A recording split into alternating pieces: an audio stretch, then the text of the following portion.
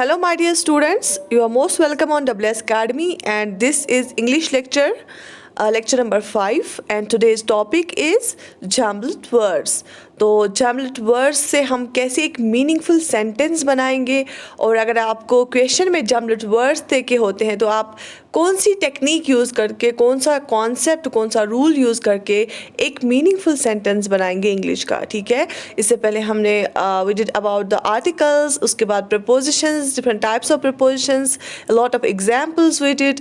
सो आज हम jumbled words के बारे में पढ़ेंगे। So this is English lecture specially for the JKSSB, FA and other examinations. So let's get started.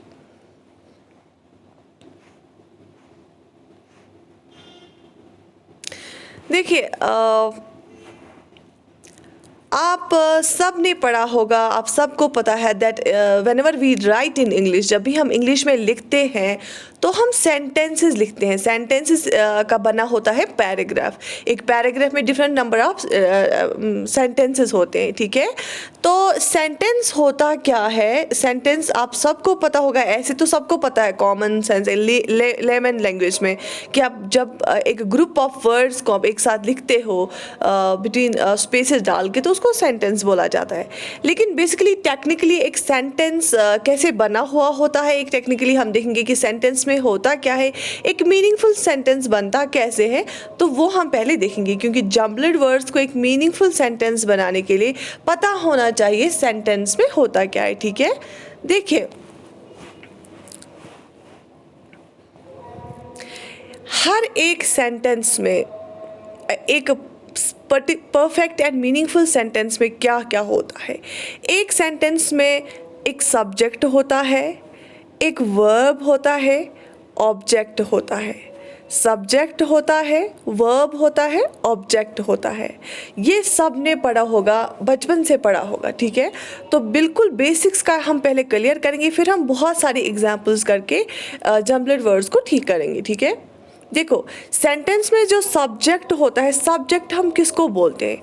Noun को बोलेंगे, प्रोनाउन को बोलेंगे। फॉर एग्जांपल, किसी का नाम, किसी चीज़ का नाम, किसी जगह का नाम, किसी इंसान का नाम, वो नाउन होता है। और प्रोनाउन मतलब जब हम नाउन की जगह कुछ यूज़ करते हैं, जैसे he, she, I, you, me, it, उसको हम प्रोनाउन बोलते हैं। तो नाउन हो या प्रोनाउन हो, आपको पता है नाउन भी सेंटेंस में होता है और प्रोनाउन भी होता है, उसको हम सब्जेक्ट बोलते हैं। सब्जेक्ट हो गया जिसके बारे में हम बात करते हैं। ठीक है, जिसके बारे में हम बात करते हैं। तो एग्जाम्पल से मैं आपको समझाऊंगी। ठीक है, for example, I am playing, तो इसमें सब्जेक्ट कौन आया? नाउन कौन आया? आई, मैं आई ना, आई एम प्लेइंग, तो सब्जेक्ट क्या है यहाँ पे? आई है। ठीक है, देखो, इस subject we are going to school, इसमें सब्जेक्ट क्या है? नाउन और प्रोनाउन कहाँ पे दिख रहा है? वी, इसमें सब्जेक्ट वी है। किसके बारे में बात हो रही है? हमारे बारे में बात हो रही है।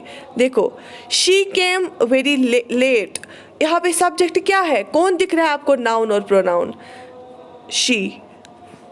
ठीक है, तो सेंटेंस में सब्जेक्ट होता ही होता है, और सब्जेक्ट क्या होता है? जिसके बारे में हम बात कर रहे होते हैं। और बात हमेशा हम या किसी नाउन के बारे में कर रहे होते हैं, या वहाँ पे प्रोनाउन होता है। नाउन मतलब जगह का नाम, चीज़ का नाम, किसी इंसान का नाम, और प्रोनाउन मतलब जब हम he, she, it, I, you से यूज़ करेंगे। ठीक है, तो उसके बाद यहाँ पे I was waiting for you there, तो यहाँ पे सब्जेक्ट आएगा। मैं अपने बारे में बात करना, मैं वेट कर रही थी, तो आई यहाँ पे सब्जेक्ट है, और यू भी सब्जेक्ट है। लेकिन हम देखते हैं फिर जैसे मीनिंगफुल कैसे सेंटेंस बनेगा, उस हिसाब से हम इसको अरेंज करते हैं। ठीक है, देखो, सेंटेंस में जब सब्जेक्ट होता है, दैट मीन्स नाउन और प्रोनाउन, उसके बाद वर्ब होता है। क्या होता है? वर्ब होता है। और वर्ब के 3 टाइप्स है, या तो मेन वर्ब होगा, या तो हेल्पिंग वर्ब होगा, या तो मॉडल वर्ब होगा। मेन वर्ब क्या होता है? हम वर्ब से क्या डिनोट करते हैं? कोई भी काम करना।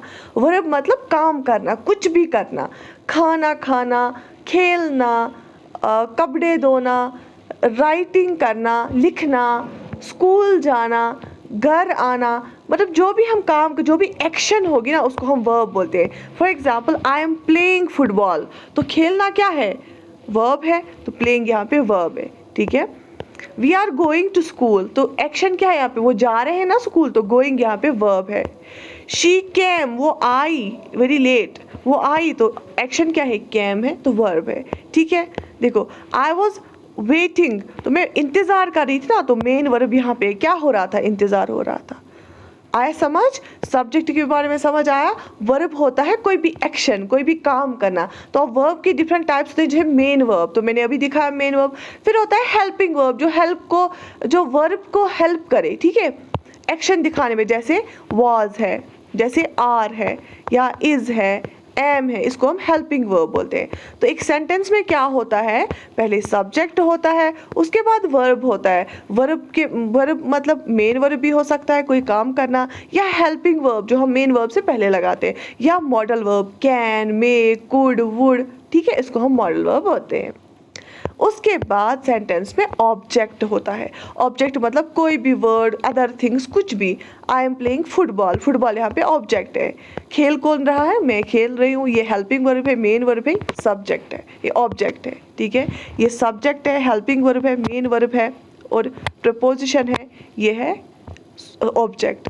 समझ आ रहा है, ये सब्जेक्ट है, ये क्या है, मेन वर्ब है, और ये ऑब्जेक्ट है। ठीक है, ये सब्जेक्ट है, नाउन है, वॉज क्या है, हेल्पिंग वर्ब है, वेटिंग क्या है, मेन वर्ब है क्योंकि वेट कर रही है, फॉर क्या आएगा, मैंने प्रिपोजिशंस में पढ़ा है, यू एंड देयर आएगा, ऑब्जेक्ट है, किस चीज़ के बारे में बात हो रही है। ठीक है, यहाँ तक समझ आया। तो सेंटेंस का फ्रेमवर्क आपको समझ आया। सेंटेंस में सब्जेक्ट होता है, सब्जेक्ट हम बोलते हैं जिसके बारे में बात की जा रही हो, चाहे वो नाउन हो या प्रोनाउन हो। फिर वर्ब होता है, वर्ब में मेन वर्ब भी हो सकता है। वर्ब का मतलब होता है कोई भी काम करना, कोई भी एक्शन करना, खाना खाना, पानी पीना, खेलना, लिखना, दौड़ना, सोना, ठीक है, लड़ाई करना, हर एक चीज़ जो भी जिसमें भी एक्शन आएगी वो वर्ब होता है, मेन वर्ब होता है। और जो is, am, are, was, were, वो है हेल्पिंग वर्ब। ठीक है, और कैन, मे, वुड, कुड, वो होते हैं मॉडल वर्ब्स। ठीक है, ये बेसिक्स है इंग्लिश का। तो इस टॉपिक के रिलेटेड जो भी कॉन्सेप्ट्स हैं, मैं छोटे छोटे कॉन्सेप्ट्स समझाने की कोशिश कर रही हूँ। बाकी ऑब्जेक्ट होता है जो भी बाकी वर्ड्स होते हैं सब्जेक्ट में, जैसे किस चीज़ पे बात हो रही है, तो किस चीज़ रिलेटेड बात हो रही है, उसको हम ऑब्जेक्ट बोलते हैं। ठीक है, अब देखो एक्सरसाइज के मैं थ्रू आपको सिखाऊंगी कि जम्पल्ड वर्ड्स को अब हमें देखो, अब अगर आपके पास जम्पल्ड वर्ड्स होंगे, इधर उधर वर्ड्स देखे होंगे, अब आपको उनको सेंटेंस बनाना है। तो आपको सेंटेंस के लिए क्या क्या चाहिए, पहले सब्जेक्ट होता है, फिर वर्ब होता है, उस मेन वर्ब से पहले हेल्पिंग वर्ब भी हो सकता है, और फिर ऑब्जेक्ट होता है। तो आप तरतीब, आप ऑर्डर में कैसे लाओगे, इसी फ्रेमवर्क के अकॉर्डिंग। और एक चीज़ आपको जो याद रखनी है, ये तीन चीज़ें प्लस आपको क्या याद रखना है, और वो सेंटेंस फिर मीनिंग देना चाहिए। क्या देना चाहिए, मीनिंग, एक मीनिंगफुल सेंटेंस बनना चाहिए। तो ये वाला स्ट्रक्चर है, इसको देखकर आप जम्पल्ड वर्ड्स को एक अच्छा मीनिंगफुल सेंटेंस बना सकते हो। आपको ऊपर से जम्पल्ड वर्ड्स देखे होते, नीचे 4 सेंटेंस दिए होते, आपको देखना होता है कि करेक्ट कौन है इसमें से। तो अब जो मैंने यहाँ पे ये एक फ्रेमवर्क और टेक्निक सिखाई, यही आप यूज़ करोगे जम्पल्ड वर्ड्स में आगे। देखो कैसे। पहली एक्सरसाइज है, आप खुद इसको कोशिश कर लीजिए करने की। देखो जम्पल्ड वर्ड्स में क्या देखें, this Friday, have we a holiday. तो आप मुझे बताइए पहले क्या हमें ढूंढना है, सब्जेक्ट। सब्जेक्ट क्या होता है, नाउन और प्रोनाउन। और इसमें क्या है नाउन और प्रोनाउन, इस वाले में देख लीजिए क्या है, कौन सा है नाउन और प्रोनाउन, वी क्या है, सब्जेक्ट है। तो क्या आएगा, ये पहले क्या आएगा, वी आएगा।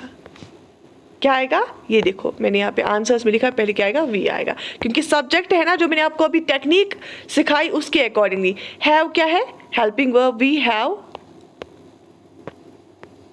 We have a holiday this Friday, क्योंकि मीनिंग बन रहा है हमें। ठीक है, वी हैव अ हॉलीडे, छुट्टी है ना, तो this Friday object.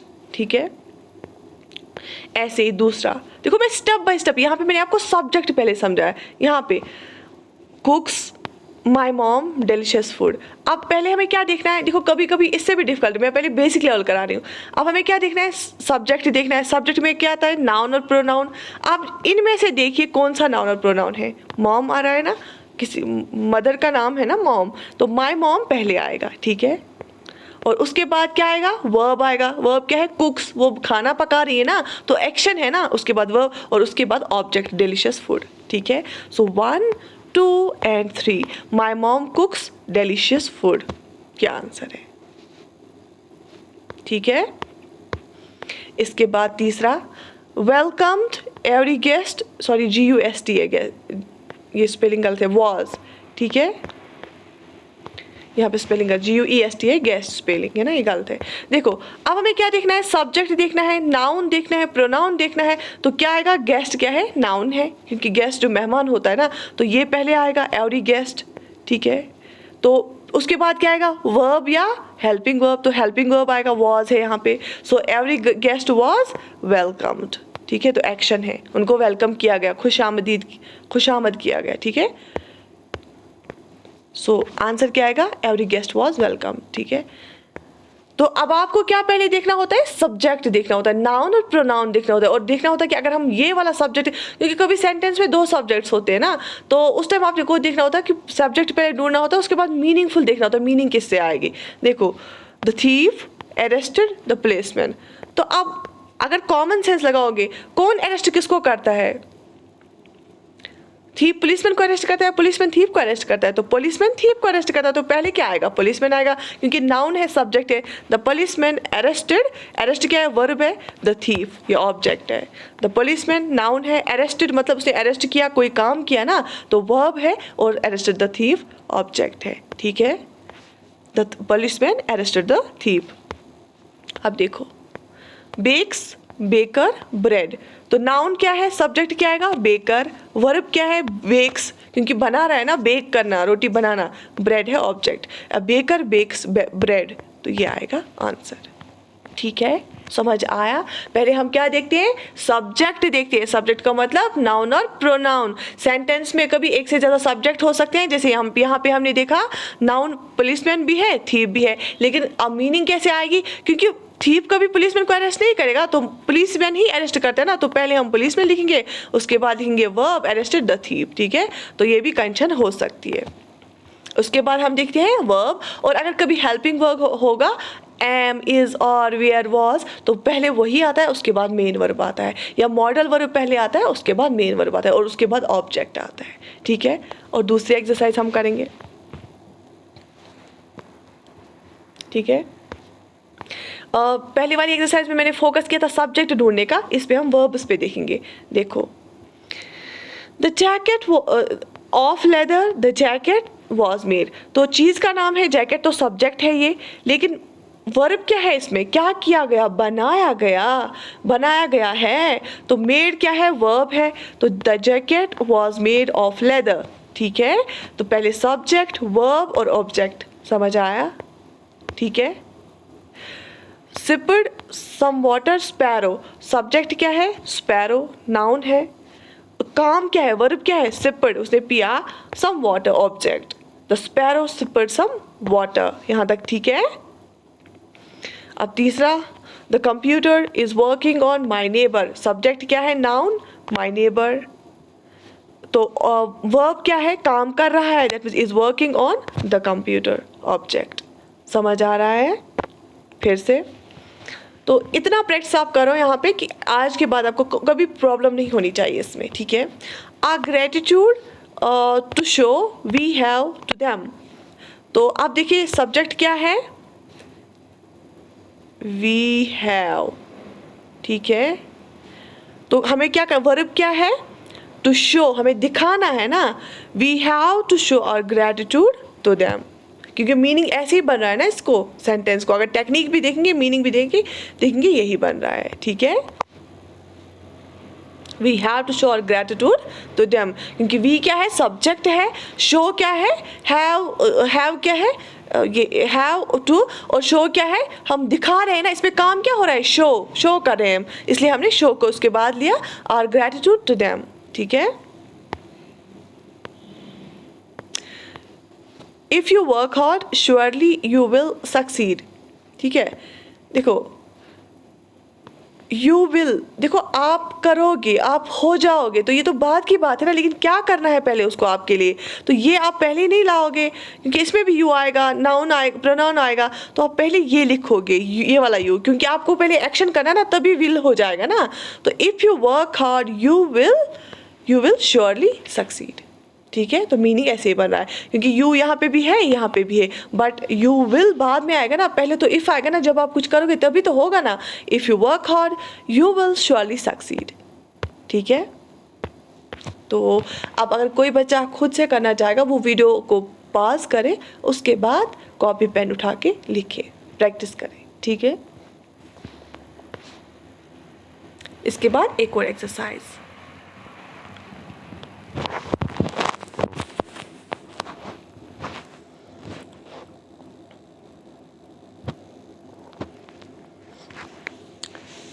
A beautiful I shall for myself buy। अब देखो बाय क्या है यहाँ पे, खरीदना, एक्शन है ना, तो दूसरे नंबर पे आएगा ऑब्वियसली। अब देखो फॉर माई सेल्फ, तो फॉर माई सेल्फ अगर हम स्टार्ट करेंगे तो मीनिंग नहीं बनेगा। सो आई शैल, आई आता ना सब्जेक्ट नाउन आता है, तो आई शैल पहले आएगा। I shall buy, for myself नहीं, I shall buy a beautiful gown और ड्रेस फॉर माई सेल्फ। ठीक है, I shall buy a beautiful dress for myself. ठीक है, यहाँ तक समझ आया? ठीक है,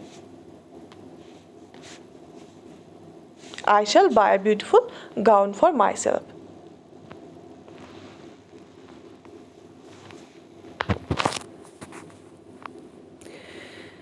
as you listen to note down points it is important. अब देखिए, अगर हम लिखेंगे as you listen points to note down it is important, तो ये मीनिंग नहीं देगा।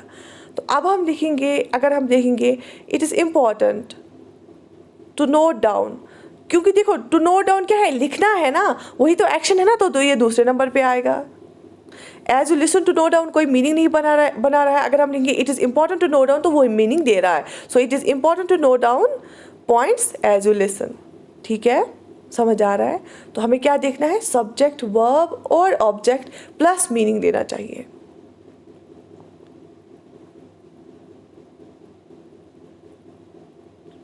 ठीक है, देखो it is important to note down points as you listen. Most important नहीं, बिल्कुल भी नहीं, वर्ब भी नहीं है, सब्जेक्ट भी नहीं है। Of his career, match verb है, it was the, so it आया, द प्रोनाउन आया, so it was the most important. ठीक है, तो मोस्ट इम्पॉर्टेंट तो इसमें ज़रूरी बनता है ना यही, तो सेकंड नंबर पे यही आएगा, it was the most important match of his career. ठीक है,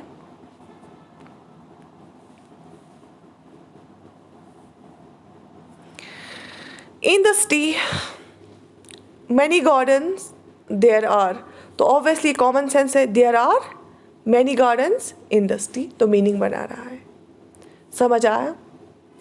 the old honest man was an,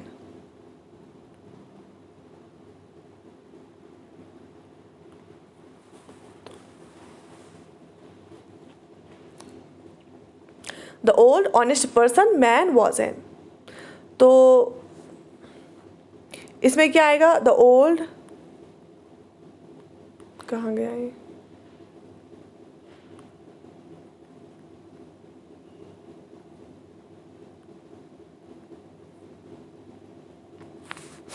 the old honest person man was N. सो क्या आएगा इसमें, आपको क्या लग रहा है? अगर हम ऑनेस्ट पर्सन पहले लिखेंगे, ऑनेस्ट पर्सन वॉज एंड नहीं, क्योंकि ऑनेस्ट पर्सन गोल दिखा रहा है ना, रिजल्ट दिखा रहा है, कौन ऑनेस्ट पर्सन है, क्योंकि ऑनेस्ट पर्सन इसमें फोकस है ना, तो पहले ये नहीं आएगा। सो द ओल्ड मैन तो दिखा रहा है ना कुछ meaning, the old man was an honest person. ठीक है, समझ आया? तो आंसर देख लीजिए यहाँ पे, कहाँ गया है, the old man was an honest person. तो अब देखिए आंसर्स में, देखो पहले सब्जेक्ट आया, आई आया, प्रोनाउन है it, it was the, there are many gardens in the city, the old man was an honest person. क्या मीनिंग आपको दिख रहा है? बिल्कुल। आप देखिए बाय सेकंड नंबर पे यहाँ पे आया, बाय क्या होता है, एक्शन, वर्ब होता है, खरीदना होता है।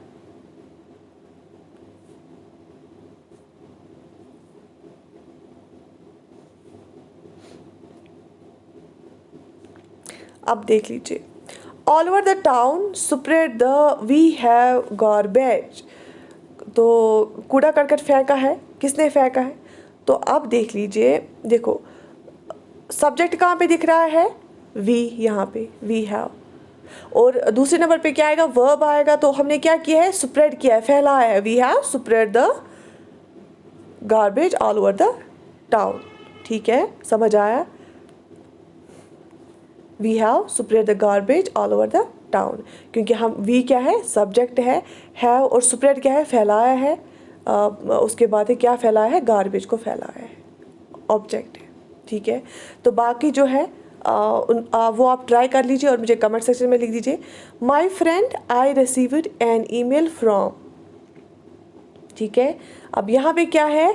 माई फ्रेंड भी सब्जेक्ट है, लेकिन आई रिसीव्ड भी सब्जेक्ट है, तो माई फ्रेंड एन ईमेल तो कोई सेंस ही नहीं बना रहा है। अब अगर लिखेंगे I received an email from my friend, क्योंकि आई क्या है? सब्जेक्ट है, नाउन है, एंड ईमेल है, काम है ना, तो ईमेल हमने रिसीव किया है, तो फ्रॉम माई फ्रेंड। ठीक है, तो एक इसका आंसर आप लिख दीजिए, the window smashed the ball throw.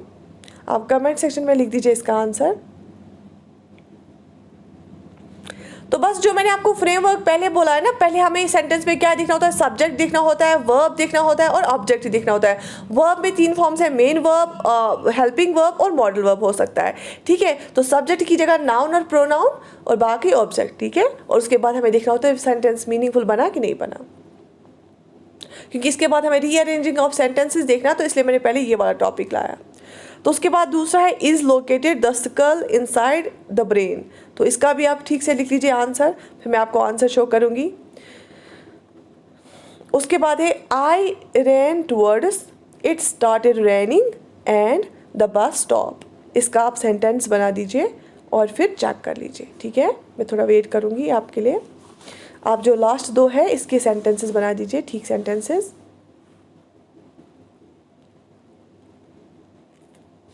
चलिए मैं आंसर दिखाती हूँ, तो क्या आएगा?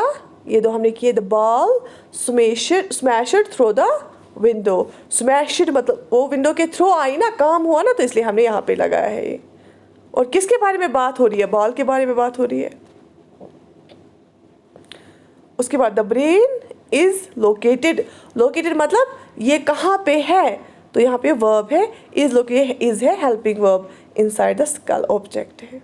तो किसके बारे में बात हो रही है? कौन कहाँ पे लोकेटेड है? ब्रेन, तो इसलिए सब्जेक्ट बन गया। ठीक है, इट स्टार्टेड रेनिंग, रेनिंग क्या हो गया यहाँ पे? Verb, and I ran towards the bus stop, तो इसने फिर दौड़ना स्टार्ट किया, क्योंकि दौड़ना भी यहाँ पे वर्ब है, ये भी सब्जेक्ट के बाद है, 2 सेंटेंस से मिला के। It started raining and I ran towards the bus stop. ठीक है, ठीक है, चलिए। तो ये मैंने थोड़ा सा आज एक छोटा सा टॉपिक था, मैंने सोचा पहले आपको मैं सिखाऊंगी, क्योंकि सेंटेंस का फ्रेमवर्क पता होना बहुत ही ज़्यादा ज़रूरी होता है, क्योंकि जब आपको ये बेसिक है ना, बेसिक फ्रेमवर्क, तो फिर हम कल फिर रीअरेंजिंग ऑफ सेंटेंसेस भी करेंगे।